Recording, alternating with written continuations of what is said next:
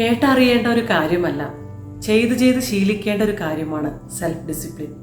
നമ്മുടെ ജീവിതത്തിൽ ഒരു സക്സസ് വേണമെങ്കിൽ സെൽഫ് ഡിസിപ്ലിൻ നമ്മുടെ ജീവിതത്തിൽ ഉൾപ്പെടുത്തിയേ തീരും. എല്ലാവർക്കും നമസ്കാരം. ഇന്നത്തെ വീഡിയോയിൽ സെൽഫ് ഡിസിപ്ലിൻ മായ എന്ന പെൺകുട്ടിയുടെ ജീവിതത്തിൽ എങ്ങനെയാണ് വന്നതെന്ന് നോക്കാം. ഒരു ഗ്രാമത്തിൽ മായ എന്ന കുട്ടിയുണ്ടായിരുന്നു. അവളുടെ ഗ്രാമത്തിന്റെ ഒരു ഭാഗം ഭംഗിയുള്ള പുഴയും മറ്റേ സൈഡിൽ മലയും, അങ്ങനെ പ്രകൃതി കനിഞ്ഞരുളിയ മനോഹരമായ സ്ഥലമായിരുന്നു. പ്രകൃതിയെ ഒരുപാട് സ്നേഹിക്കുന്ന, കഥകളൊക്കെ ഇഷ്ടപ്പെടുന്ന മായ ഒരുപാട് ക്യൂരിയോസിറ്റിയുള്ള കുട്ടിയുമായിരുന്നു. പക്ഷേ മായയ്ക്കൊരു പ്രശ്നമുണ്ടായിരുന്നു. സെൽഫ് ഡിസിപ്ലിൻ ഇല്ലായിരുന്നു. അതിങ്ങനെ എല്ലാ ഭാഗത്തും തെളിഞ്ഞു കാണുന്നുണ്ടായിരുന്നു. എന്തെങ്കിലും പുതിയ കാര്യം വളരെ ആവേശത്തോടെ തുടങ്ങും, പക്ഷേ പാതി വഴിയിൽ അവൾ അത് ഉപേക്ഷിക്കും. അങ്ങനെ ഒരുപാട് കാര്യങ്ങൾ അവളുടെ റൂമിൽ പോയി നോക്കിയാൽ കാണാൻ സാധിക്കും. വായിച്ചു തീരാത്ത ബുക്കുകൾ, കംപ്ലീറ്റ് ആകാത്ത അസൈൻമെന്റ്സ്, ഹോംവർക്കുകൾ, അങ്ങനെ. ഒരു ദിവസം മായ പുഴയുടെ അടുത്ത് ഇങ്ങനെ ഇരിക്കുകയായിരുന്നു. അപ്പോൾ അവിടെ ഒരു പ്രായമുള്ള ഒരു അമ്മ, ലക്ഷ്മി അമ്മ, അവളുടെ അടുത്ത് ഇങ്ങനെ വന്നിരുന്നു. ഈ ലക്ഷ്മി അമ്മയെ എല്ലാവരും സ്റ്റോറി ടെല്ലർ, ഹീലർ, അതുപോലെ തന്നെ നല്ല അറിവുള്ള ഒരു സ്ത്രീ, ഇങ്ങനെയൊക്കെയാണ് ആ ഗ്രാമത്തിൽ അവരെ കണ്ടിരുന്നത്. വിഷമത്തോടെ ഇരിക്കുന്ന മായയുടെ മുഖം കണ്ട ആ ലക്ഷ്മി അമ്മ എന്താണ് പ്രശ്നമെന്ന് ചോദിച്ചു. മായ താൻ നേരിടുന്ന പ്രശ്നങ്ങളെക്കുറിച്ച് പറഞ്ഞു. അതിനു മറുപടിയായി ലക്ഷ്മിയമ്മ പറഞ്ഞു, നീ പറഞ്ഞ ഈ എല്ലാ കാര്യത്തിന്റെയും റൂട്ട് സെൽഫ് ഡിസിപ്ലിൻ ആണ്.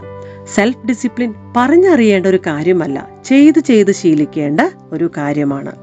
സെൽഫ് ഡിസിപ്ലിൻ ഒരു ബോഡി മസിൽ പോലെയാണ്. അതിന് എക്സസൈസ് ചെയ്ത് സ്ട്രെങ്തൻ ചെയ്യണം. മാത്രമല്ല അതിന് വ്യക്തമായ കാരണം വേണം വളരുവാൻ. മോൾക്ക് എന്താണ് വേണ്ടത്? എന്താകാനാണ് ആഗ്രഹം? മായ പറഞ്ഞു, എനിക്ക് നിങ്ങളെപ്പോലെ ആകണം.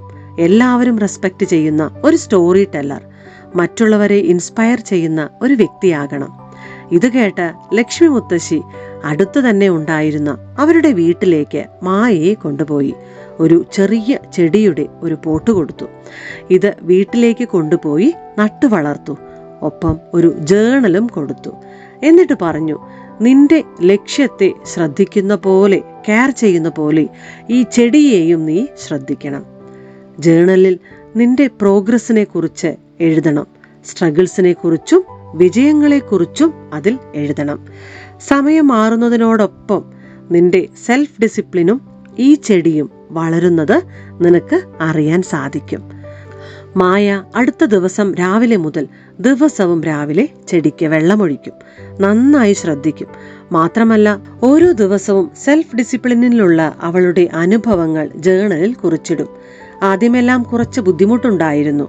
ചില ദിവസം വെള്ളമൊഴിക്കാനും ജേണൽ എഴുതാനും മിസ്സാകും. പക്ഷെ അടുത്ത ദിവസം വീണ്ടും തിരിച്ചു വരും. ആഴ്ചകൾ കഴിഞ്ഞപ്പോൾ മായയ്ക്ക് മാറ്റങ്ങൾ തിരിച്ചറിയാൻ സാധിച്ചു. കൂടുതൽ ഫോക്കസ്, ശ്രദ്ധയുണ്ടാകുന്നു. എടുത്ത കാര്യങ്ങളെല്ലാം പൂർത്തിയാക്കാൻ സാധിക്കുന്നു.